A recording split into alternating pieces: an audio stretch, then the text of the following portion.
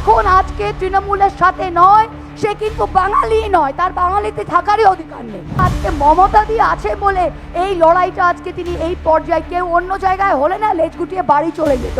আমি প্রথমে একটু ছোট করে বলি, কারণ এই এসআইআর জিনিসটা এমন একটা জায়গায় এসে পড়েছে যে আমি আমার মা, বাবা, দাদু, দিদা তাদের হয়তো নাম কাটা গেছে, কিন্তু তাদের যদি বলি যে এসআইআর জিনিসটা কি, সাধারণ মানুষ, শিক্ষিত মানুষও পুরো জিনিসটা গ্রাস্প করতে পারছে না।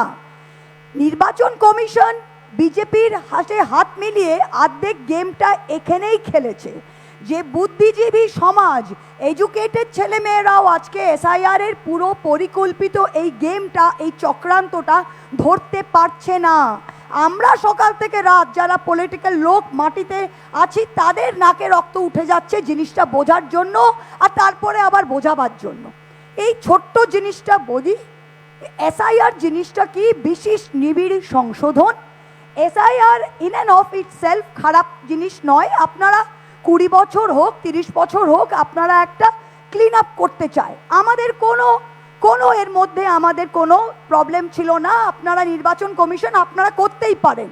লাস্ট রোল 2002-এ হয়েছিল, কিন্তু বিহারের পরে যখন বাংলার নির্বাচনের খালি 4 থেকে 5 মাস আছে, যেই জিনিসটা আপনাকে করতে 2 বছর লাগবে, বাড়ি বাড়ি গিয়ে চেক করা প্রত্যেকটা ভোটারকে, সেটা আপনি 4 মাসে বা 3 মাসে করতে পারেন না। আপনি কেন করলেন? কারণ নির্বাচন কমিশনকে প্রথমেই একটা ম্যান্ডেট দেওয়া হয়েছে कि बंगाल में 1.5 से 2 करोड़ वोटर ये घुसपैठिया है, ये बाहर से है, इसको काटना पड़ेगा। ममता घुसपैठिया के बल पे जीतती है। সকাল বিকেল এই কথা আমরা দিল্লি থেকে কলকাতা একই কথা বিজেপির মুখে। অথচ যখন রাজ্যসভায় প্রশ্ন করা হলো অমিত শাহকে, মিনিস্ট্রি অফ হোম অ্যাফেয়ার্স, তখন লিখিত আনসার দিল কতগুলো বাংলাদেশি আপনি ফিরিয়েছেন? 3,500।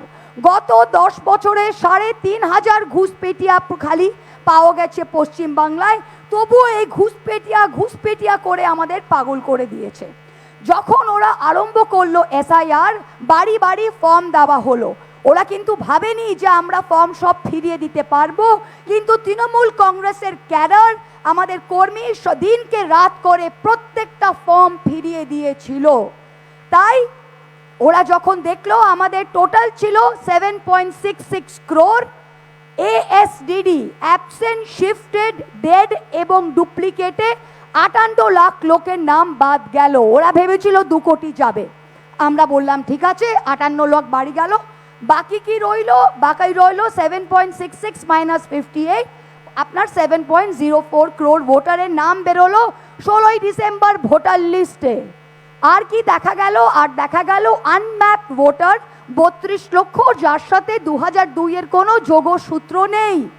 আনম্যাপ কথাটা কি ছিল? যে যখন যারা আনম্যাপ, যাদের 2002-এ যোগসূত্র নেই কারোর সাথে, তাদেরই সব ডকুমেন্টসকে দিয়ে প্রমাণ করতে হবে তারা এই দেশের নাগরিক। কিন্তু নির্বাচন কমিশন তখন এই নোংরা খেলাটা খেললো। ড্রাফট লিস্ট থেকে ওরা 1.36 crore লোকের নাম যৌক্তিক অসঙ্গতি, লজিক্যাল ডিসক্রেপেন্সিতে ফেলে দিল। কারণ কি? 6টা কারণ। এক একটা কারণ শুনলে হাসতে আরম্ভ করবেন। কি? যে না, আমার আর আমার বাবা ও মায়ের মধ্যে 50 বছরের কম পার্থক্য। আমি যদি 6টা সন্তানের একজন হই, আমার বাবার বয়স তো 51 বছর হতেই পারে যখন আমি জন্মেছি। এটাতে প্রবলেম কি আছে? আমি আমার দাদু দিদার মধ্যে 40 বছরের কম পার্থক্য। আগেকার দিনে কেউ 38 বছরের দিদিমা হতেই পারে, তাতে কি আছে? নামে মিসম্যাচ কি? এর 80% নেম মিসম্যাচ ছিল। কিসের? মোহাম্মদ আলী শেখ 2002-এ, 2025-এ দেখা যাচ্ছে আলীটা উঠে গেছে মোহাম্মদ শেখ। লোকটা একই, কিন্তু 2002-এ তার নাম ছিল, তার নাম কাটা গেছে। 6টা এরকম ক্যাটাগরি করে তারা লোককে বাদ দিল। ওরা বলল আমরা হিয়ারিং করলো। মানুষ 8 ঘন্টা 10 ঘন্টা লাইনে রেখে প্রত্যেকটা জায়গায় হিয়ারিং হলো। হিয়ারিং হওয়ার পর ওরা কি করলো? প্রত্যেকটা এআরও অর্ডার দিয়ে ওরা হিয়ারিং করলো। ওরা ইআরওদের মাথায় মাইক্রো অবজারভার চাপালো। আইনটা যারা জানে তারা সবাই বলবে যে মাইক্রো অবজারভার নামে আইনে কোনো স্ট্যাচুটে, কোনো রিপ্রেজেন্টেশন অফ পিপলস অ্যাক্টে মাইক্রো অবজারভার নামে কিছু নেই। এরা ব্যাংকের কর্মচারী, এরা পোস্ট অফিসের কর্মচারী, এদের এনেই ইয়ারোদের মাথার ওপর চাপিয়ে বলল তোরা রিভিউ কর। আমরা সুপ্রিম কোর্টে গেলাম, আমরা বললাম ইয়ারও, এই ইয়ারও কোয়াসি জুডিশিয়াল অফিসার, তার ওপরে কোনো পিএনবি ব্যাংক বা ইউকো ব্যাংকের কর্মচারী কোনোভাবেই তাকে রিভিউতে ফেলতে পারে না। সুপ্রিম কোর্ট আমাদের পক্ষে রায় দিয়ে বলল যে মাইক্রো অবজারভারের only job is to assist the ERO. যখন হিয়ারিং সব হয়ে গেল তখন কি দেখা গেল, হিয়ারিং হয়ে যাওয়ার পর মোটে 8,80,000 মানুষ বাকি ছিল যাদের নাম ইআরওরা আপলোড করতে বাকি রেখেছিল। 14ই ফেব্রুয়ারি নির্বাচন কমিশন কাউকে না জানিয়ে পোর্টালটা বন্ধ করে দিল। বন্ধ করে কি করলো, যাদের অলরেডি হিয়ারিং হয়ে গেছে, তারা বৈধ ভোটার, সেরকম 34 লক্ষ নাম নিয়ে আবার তাকে ফিরিয়ে দিল। কি দাঁড়ালো? 60 লক্ষ মানুষকে আবার তারা, যাদের দুবার হিয়ারিং হয়ে গেছে, তাদের আবার তারা বাদ দিয়েছে। এর কোনো যুক্তি নেই, কোনো যুক্তি নেই। যাতে রিভিউতে ঢেলেছে তাদের আমার বলতে এতটুকু দ্বিধা নেই, এলডিতে 80 থেকে 85% মানুষ মাইনরিটি ছিল এবং এলডি থেকে যারা রিভিউতে ঢালা হয়েছে তাদের 99.9% মাইনরিটি মানুষ। আপনারা এক একটা জেলায় দেখুন, আপনি দেখুন এক একটা জেলায়, মুর্শিদাবাদ দেখুন, রঘুনাথগঞ্জ, সুতি, প্রত্যেকটা আপনি বিধানসভা ভিত্তিক দেখুন, আমার এলাকায় দেখুন, যারা এলডি থেকে রিভিউতে দিয়েছে 99% মাইনরিটি ভোটার দিয়েছে। তারা কেন? কারণ তারা চায় মাইনরিটিদের সরিয়ে তারা কিন্তু ভোটের অধিকার ছিনিয়ে নেবে। ভারতবর্ষে কেবল 3টে কারণে ভোটাধিকার ছিনিয়ে নেওয়া যায়। এক, আপনার 18 বছর হয়নি, সব এলডি ভোটারের 18 বছর হয়ে গেছে। 2, সে সেই এলাকার বাসিন্দা নয়, প্রত্যেকটা এলডি ভোটার 2002 এর সাথে ম্যাপ, তাদের সেই এলাকার বাসিন্দা। আর তৃতীয়, সে নাগরিক নয়। যদি সে 2002 এর সাথে ম্যাপ, সে ম্যাপ ভোটার, সে দেশের নাগরিক, তাহলে আপনি কিভাবে কাটতে পারেন?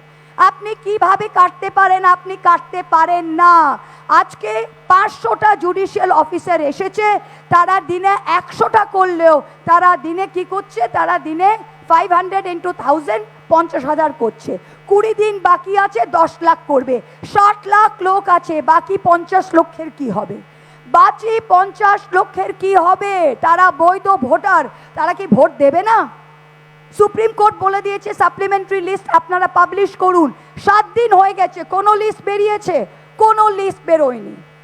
তাই আমাদের আজকের লড়াইটা কি, যে যতই 20 মার্চ বা 15ই মার্চ যেদিন নির্বাচন ঘোষণা হয়, সেদিন কিন্তু যারা বিচারাধীন আছে, যারা আন্ডার অ্যাডজুডিকেশন, প্রত্যেকটি ভোটার, ম্যাপড ভোটার, তাদের সবাইকে ভোট দিতে হবে। আপনারা আরও 2 বছর ধরে আপনারা অ্যাডজুডিকেশন করুন, আমাদের কোনো প্রবলেম নেই, কিন্তু একটা ভোটও কাটা যাবে না, বৈধ ভোটার কাটা যাবে না।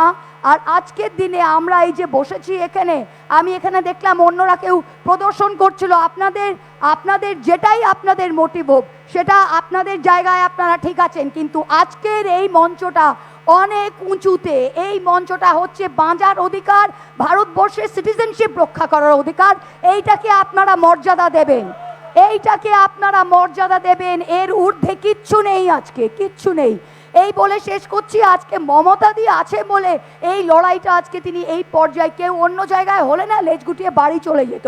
বলে 100 শেরনি, 1 শেরনি 100 লাঙ্গুর। আজকে এই মমতা দি আছেন 1 শেরনি, আর বিজেপির 100টা লাঙ্গুর, আর কেউ নেই, কেউ নেই। বলে দিচ্ছি আপনাদের। আরেকটা জিনিস বলি, যে যারা ট্রেডিশনালি, আমরা গতবার 19-এ মতুয়ারা আমাদের সাথে ছিল না, আমি আপনাদের কত কিছু ঘোল খাইয়েছিল, বলেছিল এনআরসি হবে, সিএ হবে, কি হলো? কি হলো? আজকে 32 লক্ষ আনম্যাপডের মধ্যে 20 লক্ষর বেশি মতুয়া, কই আপনাদের কিভাবে আনবে এখন? এখন তো মমতা ব্যানার্জির লড়াইয়ের মধ্যে মাত্রই তো আপনারা ফিরবেন। আপনাদের বিজেপি কি করেছে, কি করেছে সেটা আপনারা ভাববেন না? আজকে ওই কোন একটা আমাদের ছিল, আমাদের দলে বিজেপি করেছে, কংগ্রেস করেছে, আমাদের করেছে, রেজিডাঙ্গা থেকে দাঁড়িয়েছো, এখন সে একটা ভাল্লুকের মতো ঘুরে বেড়াচ্ছে, সব জায়গায় পার্টি অফিস করছে। আমি লোককে জিজ্ঞেস করছি, লড়াই করবো আমরা, মাইনরিটি ভোট কাটা যাচ্ছে, আমরা পাশে দাঁড়িয়ে আছি, আর তাদের পার্টি অফিস করবে তোরা, আর আমরা যাবো সেখানে? সবাইকে বলছি, কে এখন আজকে তৃণমূলের সাথে নয় সে কিন্তু বাঙালি নয়, তার বাঙালিতে থাকারই অধিকার নেই। কারণ এই লড়াইটা মমতাদি বাংলার মানুষের জন্য লড়ছে। এই বলে শেষ করছি, অনেক ধন্যবাদ। আরো ভালো ভালো খবর দেখতে সাবস্ক্রাইব করুন বাংলা হান্টের ইউটিউব চ্যানেল। বাংলা হান্টের আরো খবর দেখতে নজর রাখুন। বাংলা খবর মানেই বাংলা হান্ট।